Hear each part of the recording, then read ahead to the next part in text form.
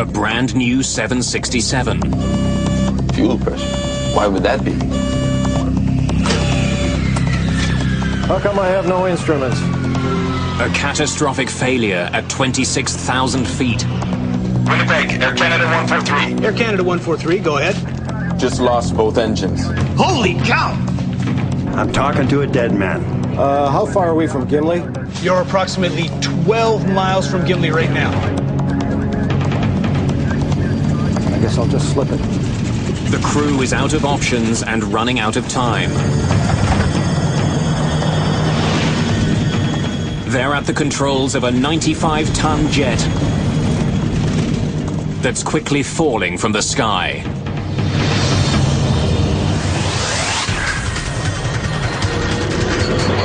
Mayday, mayday.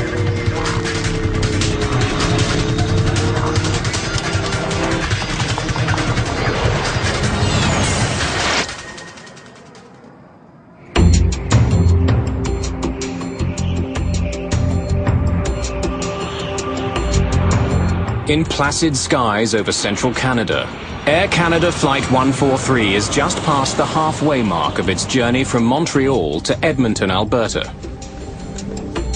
Good evening, ladies and gentlemen. This is your first officer. The plane is carrying 61 passengers and 8 crew members. Beautiful day. Clear, temperature of 24 degrees Celsius. It's July the 23rd, 1983. Hey, that's coming along, huh? Rick Dion is an Air Canada maintenance engineer. I was going to Edmonton with my wife Pearl and my young son Chris, who was 4 years old, and this was the beginning of a 2-week vacation for us, and we were all pretty excited about going on this new airplane. Compliment of the captain. Oh, hey, Rob, thanks. Whenever you want to come up to the flight deck. This was my first flight on a modern 767, as the company had just acquired them. I'll be back in a minute, okay? I was interested in going to the cockpit to see all this new technology fit in with the work that I did on aircraft. The captain on this flight is Bob Pearson. He's 48 years old, and he's spent more than 15,000 hours in the air. His first officer is Maurice Quintel, who has more than 7,000 hours of flying time. Come on in.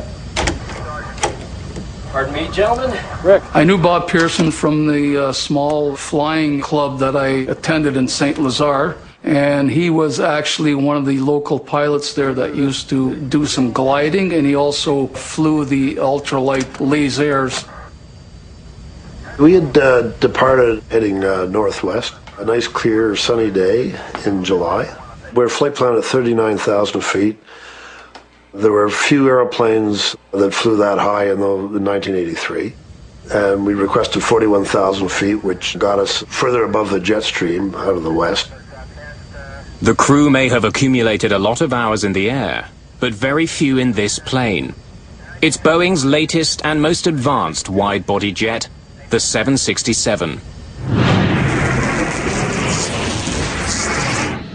An army of microprocessors in the belly of the plane automates so many functions that the flight engineer's job has been eliminated.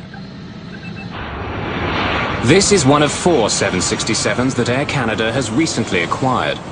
The plane itself has only 150 hours on it. Quite a difference here, huh? Oh, yeah. Reset on and start here. The cockpit is different in that all the old instrumentation that we're accustomed to, mostly that was all gone. It was all CRT display, like small TV screens. It was a new high-tech airplane, which involved quite a change for the crew and the maintenance personnel, people handling it. This was a new aircraft for both the captain and I. At the time, I had 75 hours on that airplane, so everything was new for me.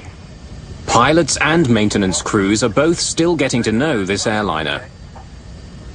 Well, then we get that same condition. Captain Pearson explains to Dion how he handled a small problem with the engines on an earlier flight. Comes back down to low stage and